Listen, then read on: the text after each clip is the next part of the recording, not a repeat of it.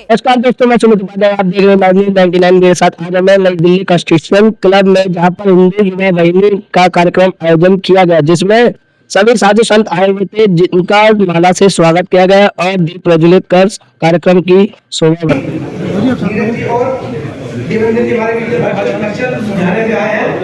मात्र हिंदू है कार्यक्रम के लिए, और वो उन्होंने हमें आश्वासन दिया बहुत जल्द सुझाने में भी गुरु हमारे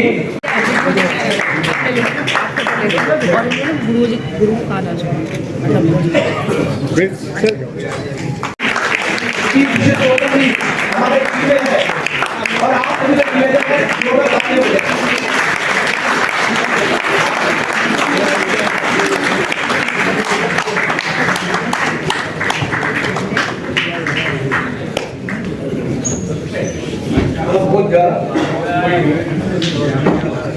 कुछ लोगों ने बोला कि महाराज आपसे बड़ा ऋषि दुनिया में कोई नहीं है, आप बहुत बड़े ऋषि है।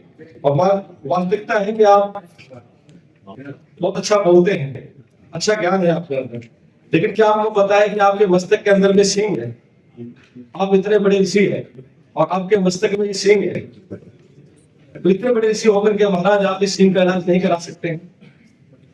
वहां पर जो सिंह ऋषि ने देखा तो वास्तव में उनके मस्तक पे एक सिंह था। अब किसी व्यक्ति की लगन अगर प्रभु से लग जाती है तो उसका सारा ध्यान प्रभु में होता है, वो अपने आप को भूल जाता है। जैसे कि आप लोग हैं, किसी कारण कोई समस्या में आप चल रहे होते हैं तो आपको रात को नींद नहीं आती, आप लोग सोचते हैं कि कैसे इस समस्या का सावधान हो जाए और हम इसी समस्या से मुक्त रहे। वैसे ही सिंह ऋषि जी प्रभु के इतने अच्छे भक्त थे, उनको प्रभु में ही वो लीन रहते थे, उनको अपने आप पे ध्यान ही नहीं था। तो जब उन्होंने देखा कि मेरे मस्तक में तो वास्तव में सिंह, उसी कारण से ये लोग हंसते हैं,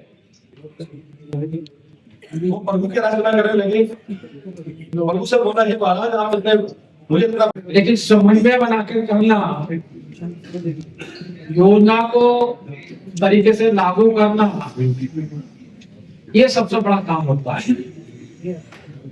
जैसे बोला था आज वंदे मातरम को 150 वर्ष पूरे हो गए हैं, 75 वर्ष आजादी के बाद और 75 वर्ष आजादी से पहले के। वंदे मातरम ऐसा एक मंत्र जिसने भाषाओं की सीमा को लांघ दिया, क्षेत्र की सीमाओं को लांघ दिया, रंग भेद को लांघ दिया, और देश की आजादी में चाहे बहुदेशता, देशता, वैश्यता कहीं के भी लोग थे, लेकिन वंदे भारत को, वंदे मातरम को, वंदे मातरम के गान ने उनको इतनी शक्ति प्रदान करी, अंततः देश को आजाद, भारत को छोड़ के भागना पड़ा। ऐसे लोग जो अंग्रेजों लाखों साल से, हजारों साल से, हजारों साल से शासन कर रहे थे, और वंदे मातरम ने ऐसी ताकत उनको दी, ऐसी शक्ति उन्होंने को दी, जिसके मूल मंत्र को लेकर देश आज भी जब वंदे मातरम कहते हैं तो लोग पे खड़े हो जाते हैं। भारत माता जी का, भारत माता का जो भोजन है वो मन में आ जाता है। और आज भी अंग्रेजों की चर्चा होती है, कि बात होती है, कि संघर्ष होता है। जब हम वंदे मातरम कहते हैं तो हमें एक दिशा मिलती है, राष्ट्रीय सर्वोपरि है भारत माता।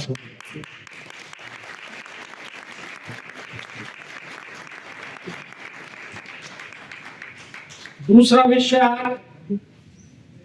आज के दिन है, बोर्ड क्लब पर उसी कांग्रेस ने जिसने वंदे मातरम पर अनेकों बार पाबंदियां लगाई, उसी वंदे मातरम ने वो कांग्रेस ने पहले भी बंदी से लगाई थी, बड़ा प्रारूप था, उसको लेके छोटा प्रारूप किया और आजादी के बाद भी किया। उसी कांग्रेस ने आजादी के बाद भी एक बहुत बड़ा धोखा देश को दिया। 7 नवंबर को नियत संत, साधु संत बोट क्लब पर गौ माता को लेकर आंदोलन कर रहे थे, और उस आंदोलन के कारण इंदिरा गांधी ने गोली चलाने का ऑर्डर कर दिया, और हमारी गौ माताओं की हत्या कर, अनेकों साधु संत उसमें मारे गए। लेकिन करपात्री महाराज जी ने कहा कि साधुओं को कोई बात नहीं है, इंसान को कोई बात नहीं है, लेकिन गौ माता की हत्या एक सबसे बड़ा पाप है, क्योंकि उन्होंने कहा जो श्राप दिया था गांधी खानदान को कि गौ हत्या के कारण इंदिरा गांधी की मृत्यु, राजीव गांधी की मृत्यु, संजय गांधी की मृत्यु गौ माँ गोपाष्टमी वाले की। ये गौ की साथ में इतना बड़ा, जबकि हमारी संस्कृति और संस्कार ऐसे हैं कि पहली रोटी गौ को देने के लिए कहा गया है। जीवन की खुशहाली गौ माता के चरणों में होती है। सारी सभी देवी देवताओं का वास गौ माता के रूप में दिखाया गया है उनके जीवन में। इतना बड़ा पाप भी इस कांग्रेस ने किया है, और इसी कांग्रेस ने कि केरल के अंदर चौक पर गौ माता को काट कर उसके मांस को वितरण करने का पाप भी किया है। और यही नहीं, आज जो कहा गया है कि मुस्लिम मतलब कांग्रेस और कांग्रेस मतलब मुस्लिम, सर से सर धड़ से कलम करने की बात आम हो रही है। लेकिन मुझे लगता है कि गांधी वाले संत मंत्र पर एक थप्पड़ इधर मारा तो उनको दूसरा इधर भी मार के दिखा, इस पे अब चलने की आवश्यकता नहीं है। कहीं ना कहीं अगली अवस्था में जाकर आपको आगे बढ़ना पड़ेगा। कांग्रेस ने यह भी कहा था कि सनातन को कुचल देना चाहिए,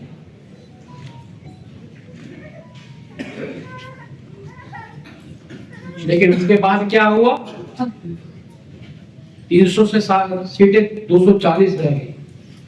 क्या आप इस पे एग्री है कि सनातन को कुचल देना चाहिए? नहीं। करा क्या फिर आप लोगों ने? खाली पट्टा डालकर जय श्री राम कहने से काम नहीं बनेगा। हमारे किसी भी देवी देवता के हाथ के अंदर जिनकी आप आराधना करते हैं, एक हाथ में कमल होता है तो 9 हाथों के अंदर तलवार और खड़ाम होता है।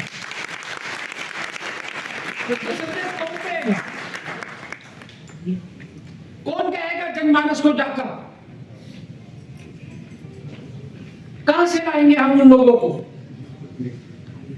जो सनातन हिंदू और टीके और भगवा को डालकर गुणगान करते हैं और जो करना होता है उसको नहीं कर पाते? नहीं, इस देश में कोई कह सकता है भारत के टुकड़े होंगे इस साल का, इस साल किसका भारत? किसका भारत बताइए आप, किसका भारत है?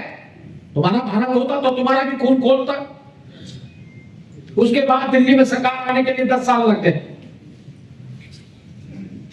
मुझे लगता है इस महोत्सव से आपको बहुत कुछ लेके जाने की आवश्यकता है। दुर्भाग्य हम पूर्व से भी नहीं सीख रहे। आजादी से पहले ठीक मानते हैं मुगलों का शासन था, अंग्रेजों का शासन था, इसलिए हम राम मंदिर नहीं बना पाए। लेकिन आजादी के बाद भी 70 वर्ष लग गए। राम मंदिर जब राम पैदा हुए थे उनके जगह को स्थापित बताने के लिए कि राम यहां पैदा हुए, राम मंदिर बनना चाहिए।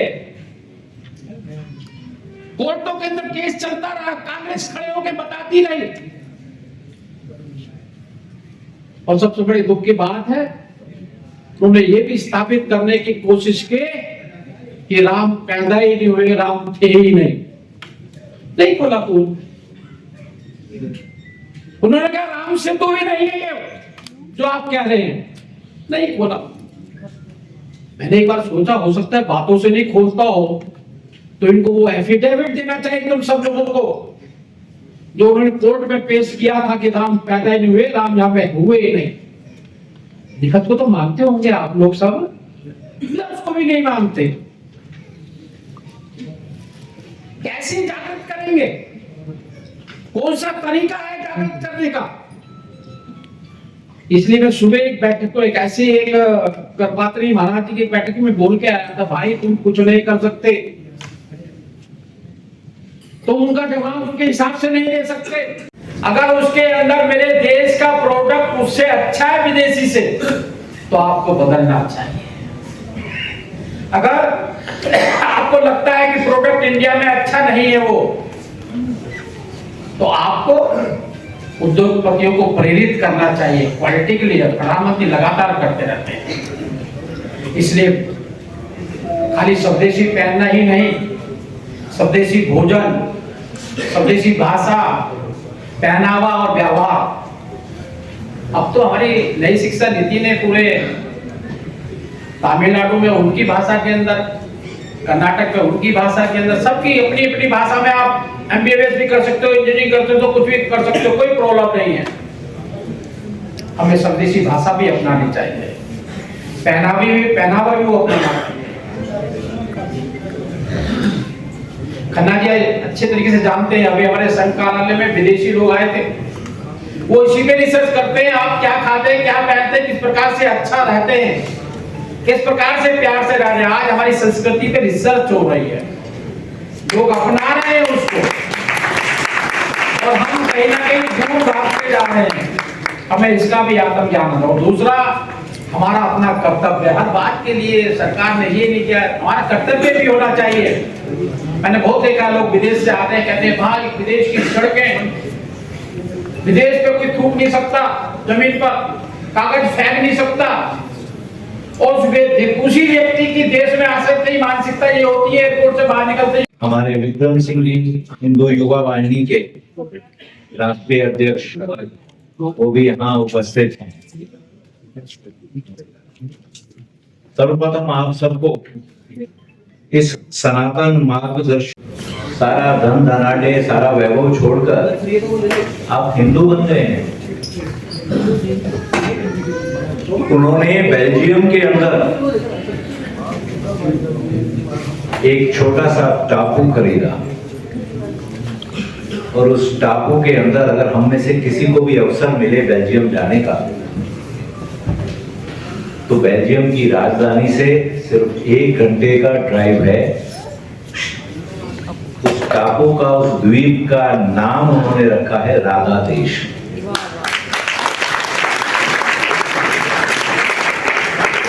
हम सब सुनते थे भजन, हम सब गुनगुनाते भी हैं, हमारो धन राधा राधा राधा। उसका साक्षात दर्शन हमने कर लिया, मैं स्वयं होकर आया। वहां जाकर ऐसा लगता है कि हम राधा जी के ही देश में आ गए। वहां कोई नियम नहीं है, कोई कानून नहीं है। वहां अभिवादन भी राधा जी से है, धन्यवाद भी राधा जी का है, मार्गदर्शन भी राधा जी का है। वहां उन्हीं की ही सत्ता चलती। वृंदावन के बाद हमको यहाँ ये दर्शन हुआ। मैंने उनसे पूछा कि 10 वर्ष पहले ये सारा धन धनाढ्य छोड़कर, ऐश्वर्य छोड़कर, अपनी संपत्ति से आपने द्वीप खरीदा और उसके अंदर राधा देश बनाया। तब से बना रहे थे, 2 वर्ष पहले पूर्ण हुआ। आप सनातनी हो गए, हिंदू धर्म में आ गए, क्या हुआ? उनका एक ही उत्तर था, बोले मेरे पर प्रभु की कृपा हो गई, मुझे सद्बुद्धि मिल गई, मेरा सौभाग्य जाग गया और मैं हिंदू धर्म में आ गया, और मैं महाप्रभु दास बन गया। प्रभु जी की कृपा हुई, महाप्रभु का दास।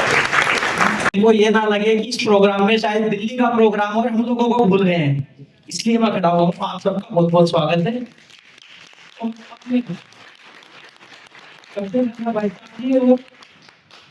हमारे अखिल भारतीय धर्माचार्य प्रमुख श्री श्री 1008 महामंडलेश्वर कृष्णानंदपुरी जी से कहूंगा कि 4 से 5 मनोनयन हैं, कुछ राष्ट्रीय टीम के हैं और बाकी 2-3 प्रदेशों के हैं। आप वो मनोनयन पत्र जो है ना प्रदान करें।